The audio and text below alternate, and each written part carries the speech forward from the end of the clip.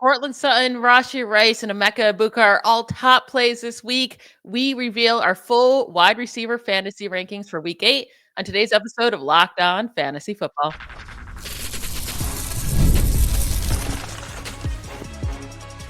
You are Locked On Fantasy, your daily NFL fantasy podcast. Part of the Locked On Podcast Network, your team every day. Welcome into the Locked On Fantasy Football Podcast. Thank you for making us your first listen every day. I'm one of your co-hosts, Michelle Magdziuk, and when I'm not doing this, I'm a researcher and fantasy analyst for NFL Network. And I'm your other co-host, Vinnie Iyer. And when I'm not doing this, I'm writing about NFL fantasy and betting for sportingnews.com. Today is Crossover Thursday on the network, and Crossover Thursday is presented by Prize Picks. Download the Prize Picks app today and use code LOCKEDONNFL to get $50 in lineups after you play your first $5 lineup. Today, we are getting into our wide receiver rankings for week 8, and we will go all the way through them. But there's 6 teams on bye, so lots of wide receivers, lots of really good wide receivers on bye, including Amon-Ra St. Brown and Jaxon Smith-Njigba and Puka Nacua. If you were to be back from injury, you got Devontae Adams, Jamison Williams, Brian Thomas Jr., Marvin Harrison Jr., and then any of the Raiders wide receivers if you were banking on them on bye weeks. And then a lot of injuries we're dealing with as well. Mike Evans is out for the year. Garrett Wilson is questionable with a knee injury. Nico Collins looks like he could be out with a concussion.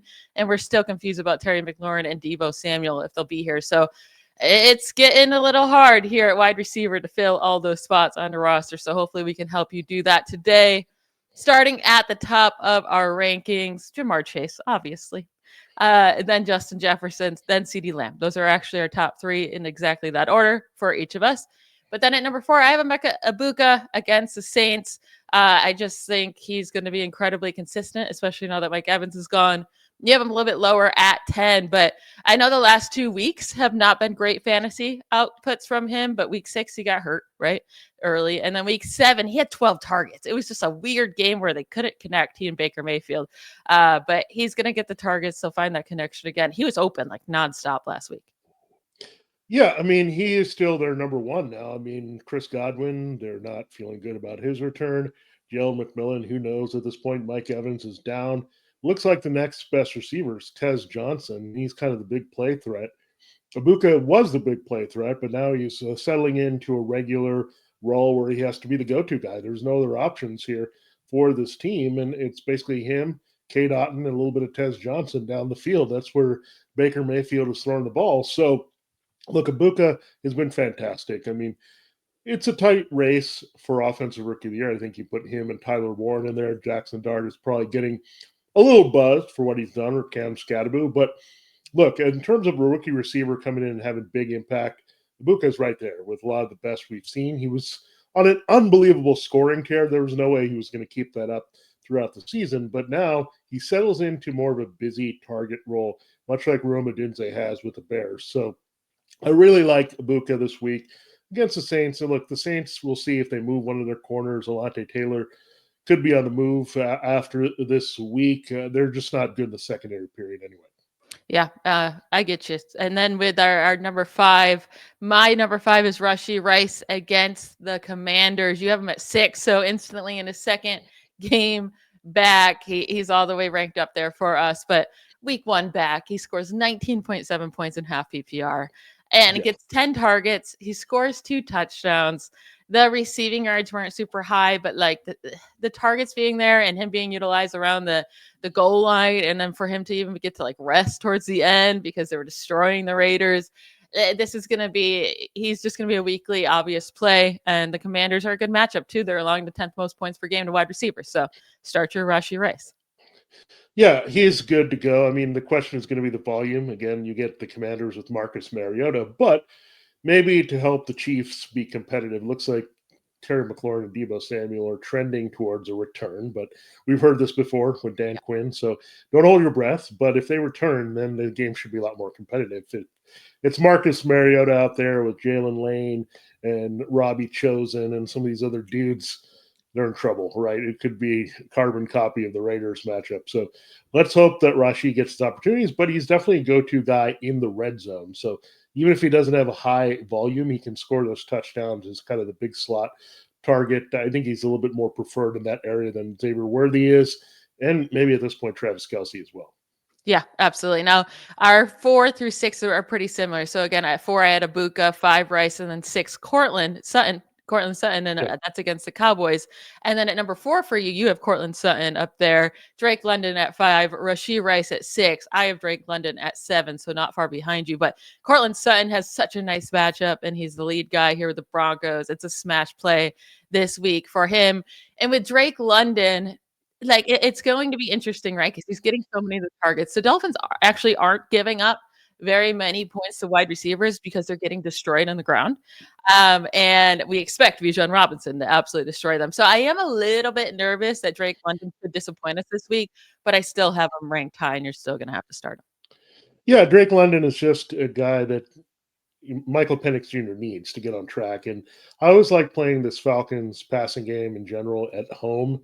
It seems like Penix is more comfortable, and that helps that this matchup is against Miami. He needs a get-well game. Look, this whole offense kind of went in the tank for the most part against the 49ers, so they need a get-well game. I think they'll use that game because I think it'll set up things for Bijan. And again, I think it's a great matchup for not only him and London in the passing game, but as well for Kyle Pitts and Bijan Robinson. At number 7, you have Nico Collins. I have him at 13. We got to wait to see if he plays right now. It's not looking good right now. Yeah, he's not practicing still as of Thursday. So, but if he plays, if he's back, you're starting him. But just keep an eye on that. At number 8, A.J. Brown for both of us against the Giants. After last week, A.J. Brown and DeVonta Smith both went off. And we both have him ranked pretty high this week. I mean, you also have DeVonta Smith ranked very high at wide receiver 12 against the Giants. I have Smith at wide receiver 17. But A.J. Brown, it's been now 2 weeks in a row he's been getting the production, right? I mean, last week obviously was by far his best game of the season, but I think they're starting to click, and he's been getting the targets all year long. That hasn't been the issue. And DeVonta Smith, this is who he is. It's who he's been. It's going to be inconsistent roller coaster, but if you want those big weeks, you got to keep playing him. And, 2 of the last 3 weeks, he has over 110 receiving yards, and he had 183 last week with a touchdown. Now in week 6 against the Giants, Smith did very, very little with just 4 receptions for 49 yards. And A.J. Brown was all right with 6 for 80. But the Giants are giving up the 3rd most points per game to wide receivers this season. And this game is at home for the Eagles when it was on the road last time. Yeah, I don't think the Eagles are going to mess with the Giants this time. Last time their game plan sucked. Let's just be honest. They just need to go out and destroy this team and get a lead and then put them in an uncomfortable situation, because I think the Eagles kind of have to play that way at this point. I mean, running game used to be a given. It's not a given anymore, whether you look at Saquon Barkley or Jalen Hurts. I mean, they got to throw the ball, and why not? I mean, you've got 2 great receivers. The Giants struggle with giving up big plays downfield. Be the aggressor in this game. They're not going to be settling for being humiliated by the Giants in the first game, just being blown out. That's not a comfortable and familiar feeling for this Eagles team. So I think they're going to be aggressive, build a lead, help protect that defense, put Jackson Dart in more uncomfortable situations. So it's not just the matchups, but also the game flow should help the Eagles continue to just be aggressive throwing to these 2 guys. My 9 and 10 go Garrett Wilson, DK Metcalf. Now with Garrett Wilson, again, we got to wait to see if he's going to play, but it's a nice matchup against the Bengals if he does play. And it would be preferable, I think, at this point if Tyrod Taylor played, but he's also dealing with a bit of an injury. So a lot of things up in the air there. And then DK Metcalf has been very, very solid. So even in a tougher matchup against Green Bay, you got to keep rolling with him. He's the main guy for Aaron Rodgers. And I think Rodgers has a nice little revenge game against the Packers. You have DK Metcalf at 14. To close out your top 10, you have T. Higgins at number 9. And like I mentioned earlier, Emeka Egbuka at number 10. So let's talk about T. Higgins here. You're very high on him, but I have him at 14, so not too far behind you. I think the biggest issue, right, in this game is, can the Jets score enough points to put pressure on the Bengals to have to pass a lot? Because if it's the Jets have been playing better defense, but if their offense puts up, 7 points again, do the Bengals keep passing like they had to do last week, and can T get his numbers? Yeah, the Bengals in general, as I've talked about before, they're a passing first team. They want to pass and keep passing. I mean, why not? You paid your wide receivers a lot. And look, the Jets, the one thing that you look at here is the Jets are not a given team to just roll over, right? They have played better defense the past 2 weeks. I think the Bengals, just their nature is going to be keep chucking. I'm not sure about the status of Sauce Gardner for this game, but he was banged up last week. So again, I just think this matchup at home, I do like Joe Flacco a lot when he's playing at home, and really the schedule is very favorable for this passing game going forward. So I do like the Jets to give up the numbers here to Chase and Higgins, and we're back to where we were hoping with these two guys in the beginning of the season with Joe Burrow. Now, we'll get to the rest of our wide receiver rankings, including Chris Olave, who has made my top 12 for the first time this year. And then George Pickens, you're super, super low on. Well, I'm still believing in him this week. So we'll get to that and more right after a quick break. All right, it is Crossover Thursday here, brought to you by Prize Picks, and this episode is brought to you by Prize Picks. Every day we make decisions, but on Prize Picks, being right can actually get you paid. Don't miss the excitement of this football season now, halfway through with Prize Picks, where it's good to be right. Playing Prize Picks is such a fun, simple way to add more excitement to football. You just pick more or less on a player projection, such as Josh Allen's passing yards or Saquon Barkley's rushing for a touchdown, and you're in the game. And for us on this show, Michelle and I reveal our Prize Picks of the week, 3 boards that we like that you can play. But you can, of course, get in the game on your own. It's also fun to follow other players in the app and copy their lineups with one click. And the new injury reboot feature, if your player leaves early and doesn't return, it wouldn't count against you. There's a lot of good stuff going on for you. Now there's a special discount there on the board right now to Golden State Warriors, Lakers. So we saw that as a payoff there. So check out the specials they have going on here as we move forward. Download the Prize Picks app today and use the Locked On NFL promo code to get $50 in lineups after you play your first $5 lineup. That's code Locked On NFL for $50 in lineups after your first $5 lineups. Prize Picks, it's good to be right. This episode is also brought to you by Game Time. The NFL season is here, and there's honestly nothing better than being in the stadium, surrounded by fans, cheering on your team. But let's be honest, getting tickets can be a hassle. Between queues, login screens, and prices jumping at checkout, it's frustrating. That's why I use Game Time, the app that gives the advantage back to fans. Game Time is fast, easy, and backed by Game Time Guarantee. You always get 100% authentic tickets delivered on time and at the best price. Plus, all fees are included. So the price you see is the price you pay. You can pull up Game Time right now and find amazing deals on NFL games. And the closer you get to Game Time, actually, the tickets start dropping in prices. And I'm doing that right now with the Houston 49ers game. I'm looking at Game Time every day, and every day the prices drop a little bit more and more. And I will be buying my tickets on Game Time, of course, because of all the reasons I said before. They are just an amazing company, amazing app to use. They make the app super simple to use, and I get to see my exact view in my seat before I buy. Just download the Game Time app, create an account, and use code LOCKEDONNFL for $20 off your first purchase. Terms to apply. Again, that's promo code LOCKEDONNFL. That's LOCKEDON NFL for $20 off. Swipe, tap, ticket. Go download Game Time today. All right, we got to talk about Chris Olave, who hasn't been putting up huge numbers in the receiving game, but he does have the second most targets in the league, behind only Ja'Marr Chase this year. Now, he has one more target than Jaxon Smith-Njigba, but nearly half the receiving yards. So that's saying something about the efficiency between him and Spencer Rattler together. But the last 2 weeks, he has exactly 98 receiving yards in each of the last 2 games. So the yards are starting to come. And then he scored 2 touchdowns last week. We expect the Buccaneers to be able to put up points, meaning the Saints are going to have to keep throwing the ball. I have him at 11 this week. You have him at 15. So we both really like Olave against the Buccaneers.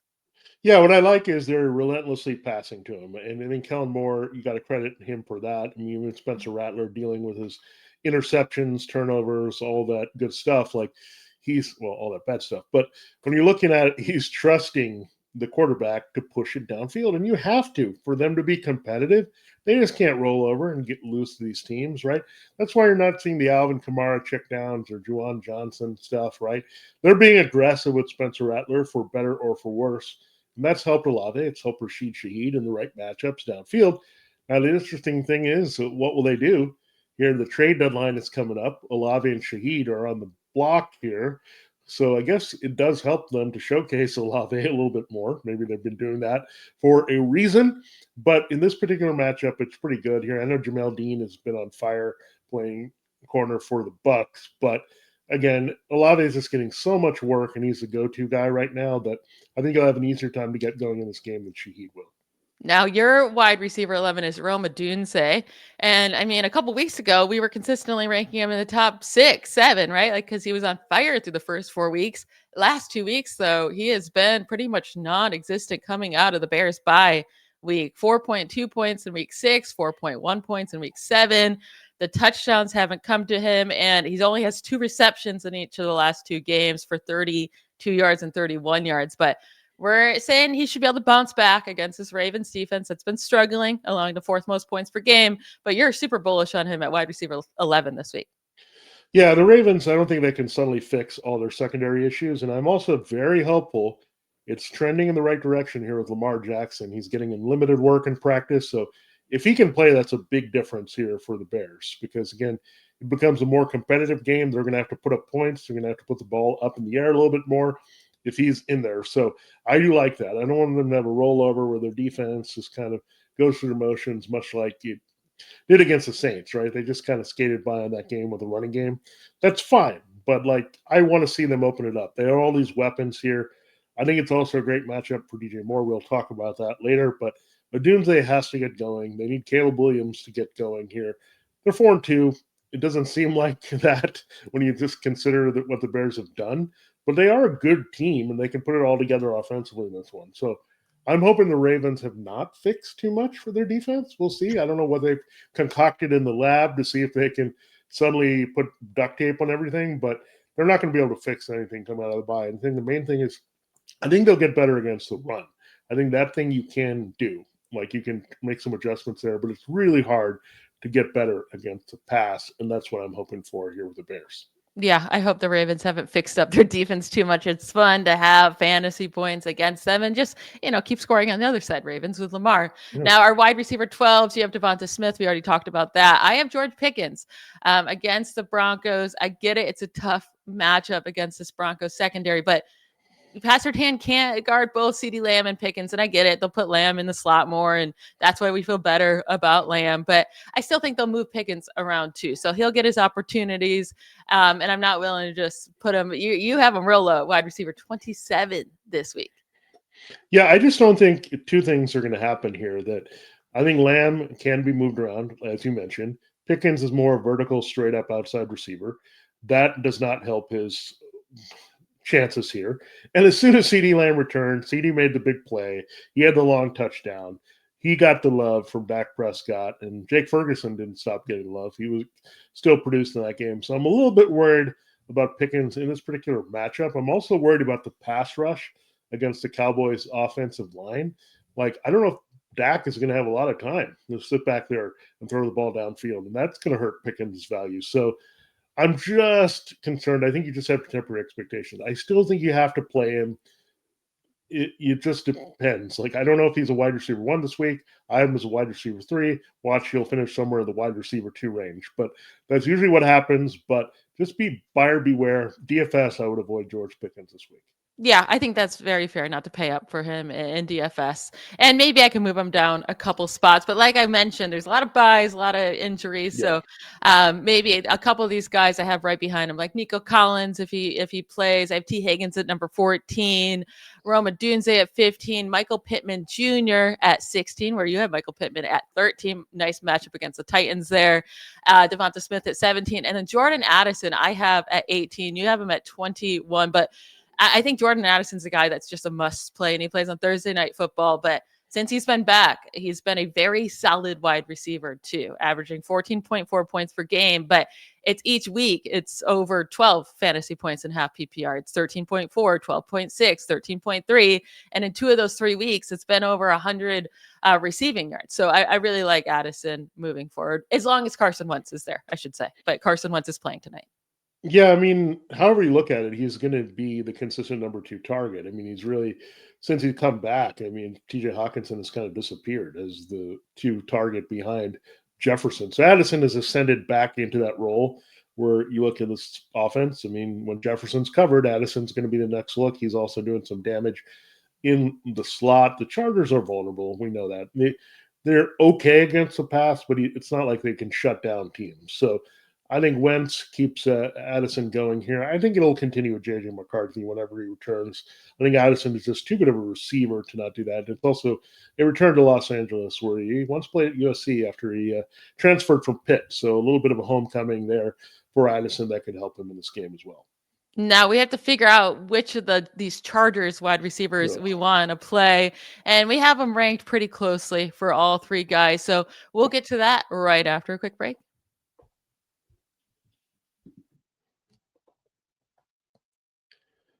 All right, this episode, Locked On Fantasy Football, is brought to you by Mazda. Mazda crafts cars for those who do more than simply move. Mazda delivers confidence every ride with more IIHS Top Safety Pick Plus awards than anyone else. That's of August 2025. You can feel Japanese craftsmanship in every detail, from the metallic accents to available Napa leather upholstery. You can make everyday drives feel like anything but, from smooth handling to intuitive controls with all-wheel drive. Standard in every crossover SUV, you can drive with confidence through almost any season. Like our players in fantasy football and like our research, we sweat every detail, because when you make every move count, impossible becomes irrelevant. Mazda, move and be moved. All right, Michelle, it is time to close our look at the wide receiver rankings. And I think a lot of you are going to be paying attention to this because it might give you some tips on some deeper sleepers to look at this week, because we got to dig deep. All those receivers, I mean, the top receiver in fantasy is out. Amon-Ra St. Brown is out. So a lot of people are not available to you. So let's start by figuring out this Chargers deal here on Thursday night.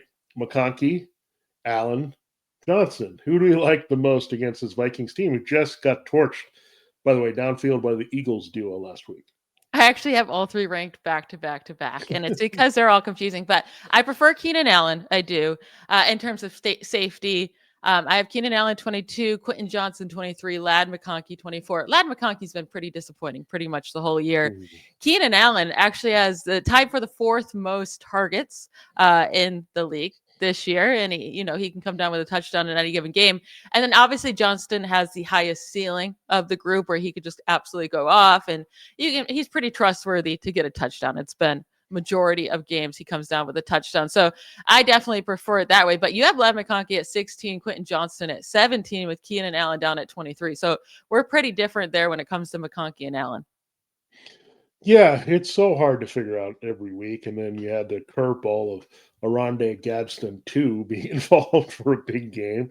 Just what we needed, another target there in Los Angeles. But the Vikings are pretty good against the tight end, so that should open up for the wide receivers. This should favor Johnson a little bit, you'd think. And McConkey, I think he also has pretty good speed in relation to Keenan Allen. So I just went with the two speed guys ahead of Allen in this game because of what we saw last week with the Eagles, and I think they can cause some problems. I mean, McConkey is quicker than a lot of people would think, and he can get downfield. We've seen it. He made a big play just a couple weeks ago to win the Dolphins game. So I look at it better for the younger, faster receivers on this team in this matchup. Some guys I have right ahead of those three duo. I have Teteroller McMillan at 19. I like him to bounce back against the Bills this week, and so do you. You also have him right at 19. You have Zay Flowers at 18 after Ladd McConkey and Quentin Johnston. I have Flowers at 21, so pretty similar there. As long as Lamar Jackson is playing, we got to make a note there. And then Jalen Waddle, it was a terrible game last week in the weather game, but I'm bouncing him back up, even though it's still a pretty tough opponent, but I have him at wide receiver 20. And then after that, for you have Xavier Worthy actually ahead of guys like Jordan Addison and Keenan Allen and Stefon Diggs. You have you have Xavier Worthy at wide receiver 20 this week against Washington. I'm shocked by that because Worthy's done nothing pretty much the entire year. I mean, scored fewer than 10 fantasy points in all but one game. And last week, he just wasn't really involved at all, or the last 2 weeks. So why are you so high on him? Yeah, last week was the squeaky wheel of Rice getting the grease. This week is going to be spreading the ball out and throwing downfield. What's kind of hurting Worthy is the fact it's kind of annoying that Hollywood Brown and Tyquan Thornton are still too involved on deep balls. I do not get it. I don't know why you have to force those guys into the action at all if you're the Chiefs when you have Rice, Kelsey, and Worthy, but they keep doing that annoyingly. But I think they'll look at this and say, we got to get Worthy going this week. And the Commanders can give up some big plays downfield. We saw the long touchdown to Lamb last week. They can break down in coverage, and that really helps Xavier Worthy's game, right, with the speed downfield and getting vertical. So that's where I'm hoping that he can make it up. And again, it could be a Rice game, it could be a Worthy game. Will we all get all of them to go off at one point? I would love that. We'll see. But somebody seems like they're going to be left on the table here, much like the Chargers situation. I think you cannot not start Rice, Worthy, and Kelsey. You just have to expect one of them might not do it in a particular week. And I think you can perfectly not start Worthy. I have him at wide receiver 30, and he would be lower than this if it wasn't for so many teams on bye and injury. I'm fine with keeping him on the bench. And if he blows up one game out of the year, I'll miss it. All right. But it's worth it to not keep getting these terrible games in between. Now, Stefon Diggs, we're similar on against, even in what seems like a tough matchup against the Browns. But again, on the road, the Browns defense is not as scary. The Browns are just middle of the pack on the season against wide receivers, and especially on the road, they've been allowing plenty of points. Amon-Ra St. Brown had 22 points against them. DK Metcalf, 18 points. Justin Jefferson, 16 points. And then the Ravens wide receivers, no named, all had really good games against them. So I'm fine with Stefon Diggs. He's been putting it together. He's been getting the targets. He needs some receiving touchdowns because he hasn't come down with one yet. But we both like Stefon Diggs this week. You can plug him in, especially as a flex play. You would really like him. But you also really like Kayshon Boutte in this matchup at wide receiver 24. You're trusting him this week to come down with a big play.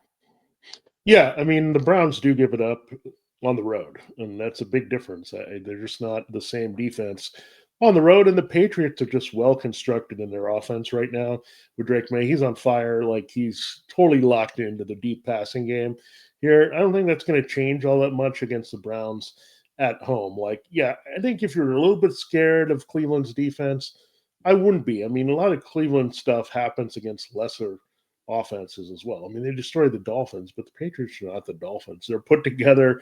They're loaded right now, it looks like. I mean, all of a sudden, they look loaded, right? Diggs and Boutte were like, where's Drake May going to throw to? And he's got two of the more reliable receivers in the NFL right now going short and deep. So I do like it, and a lot of it's tied to May, and he's going to keep coming through. Now, I think we have to dig a little bit deeper, Michelle. I think we talked about it earlier.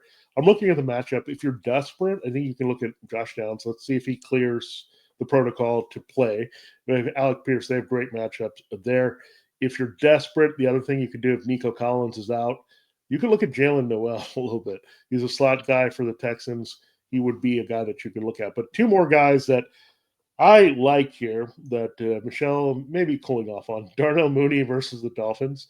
I think he could make a big play. He got a lot more involved last week against the 49ers. And DJ Moore, a little bit of a homecoming flavor there, coming back to Maryland. So those are two guys I like. I know they're not the hottest picks, but is there some deep guys that you prefer than them? Yeah, the Darnell Mooney one, it's just like, again, I just don't think they're going to need him, right? Mm-hmm. And they're just not going to have to pass enough. They can just run all over the Dolphins. And with DJ Moore, I would love him to go off. I mean, I would love it, but we have yet to see a good game from him this year. So it's so hard to trust. He doesn't have more than 46 receiving yards in any of the last 5 games, but you never know. Maybe this could be his week. 3 guys I like a bit more than you that I'd rather start over those guys. Wan'Dale Robinson against the Eagles. It's now been 2 good straight weeks for Robinson in a row, and one of those games were against the Eagles. But last 2 weeks, 84 yards and a touchdown, and then 95 yards last week with 12 targets. He's heavily involved in this offense with Jackson Dart, so I like him. Kendrick Bourne against the Texans. I know he came down crashing last week. It was a really tough matchup against that Falcon secondary. Obviously, it's not an easy matchup against the Texans either, but it still looks like it's going to be Mac Jones out there. And it still looks like Ricky Pearsall could be out. So Bourne should be involved in this offense. And then Troy Franklin, I think, is sneaky against the Cowboys. The targets are there for Franklin. The production is crazy low. I mean, he had 10 targets last week for 3 receptions, 19 yards. wild, but he came down with a touchdown, so it came through somewhat for fantasy. But in this game against the Cowboys, we expect there to be a lot of scoring. I can see him come down with at least a touchdown and a big play in this game. So I think Troy Franklin, a deep sleeper if you're super desperate. Yeah, just look at the numbers, see who you can attack here for just replacements that you can go after. Like, look, the Commanders' replacements aren't the greatest, as we talked about it, but Bourne has been one of the better ones. Robinson taking over for Malik Neighbors. That has been a thing. There's always some numbers that are available. Now, Troy Franklin, the hard thing is last week he was super inefficient. He had like 10 targets, and I think he caught 3. He had a touchdown to kind of save his day. It's also who's going to separate there. I wish one of them would, Marvin Williams or Troy Franklin. One of them would establish themselves as a clear number 2 to Sutton. So, but I think it's worth Darter. The Cowboys allow the most fantasy points to wide receivers, so that's something you have to consider. And again, that's something going forward. If you're looking for sleepers, look at the Cowboys. Look at the teams that are just getting eat up by the pass, but the Cowboys are the worst example. I mean, Stefon Diggs seems to have some issue that we're not quite sure of. So away from Duron Bland, I think there'll be some plays to be had either for Franklin or Mims this week. Yeah, and then one guy I forgot to mention, he actually is ranked in both of our top 30 wide receivers, is Romeo Doubs against the Steelers. So he is a solid choice as well after we saw the secondary get destroyed last week. But this is it for today's episode. Thank you all for making Locked On Fantasy Football your first listen of the day. For your second listen, get a double dose of the Locked On NFL podcast. Tyler the Madman Rowland gives you a shot of espresso to start your football day, while Tony Wiggins takes you into the barbershop for the smoothest breakdowns to end the day. Find Locked On NFL on YouTube or wherever you listen to podcasts. We will be back tomorrow with our sleepers of the week at each position and our DFS advice. Don't miss it. Talk to you tomorrow. Bye, y'all.